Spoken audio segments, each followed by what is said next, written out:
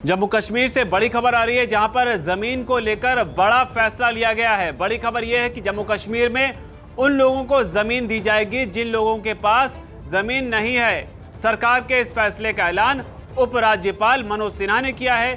मनोज सिन्हा ने कहा है कि भूमिहीनों को जमीन और बेघरों को घर प्रदान करना एक क्रांतिकारी कदम है। एक बार जब किसी गरीब और बेघर को रहने के लिए अपनी छत मिलेगी तो वो कुछ कमाने और अपने बच्चों को स्कूल भेजने के बारे में भी सोचेगा।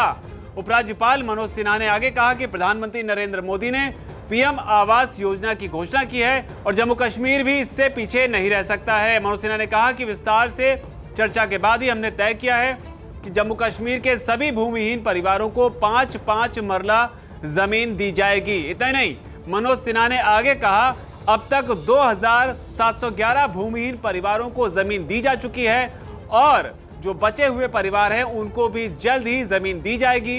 सिन्हा ने बताया कि प्रदेश में करीब 2 लाख परिवार ऐसे हैं जिनके पास रहने के लिए मकान नहीं है।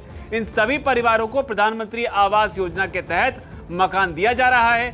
जून के अंत तक करीब 1.5 लाख परिवारों के लिए मकान मंजूर किए जा चुके हैं, जबकि बाकी परिवारों के संदर्भ में आवश्यक औपचारिकताओं को पूरा किया जा रहा है।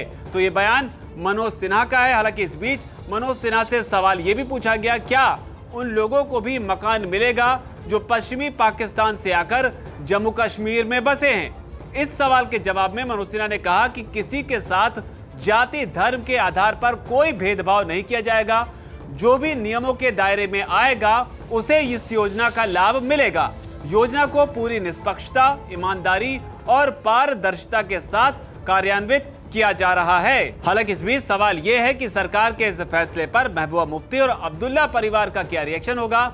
जो भी होगा हम आपके लिए लेकर आते रहेंगे, लेकिन फिलहाल जम्मू कश्मीर में मिलने वाली जमीन की इस खबर पर आपकी क्या राय है, क्योंकि धारा 370 हटने के बाद में और 35A हटने के बाद में ये अपने आप में बहुत बड़ी खबर है। वीके न्यूज, राष्ट्र के नाम।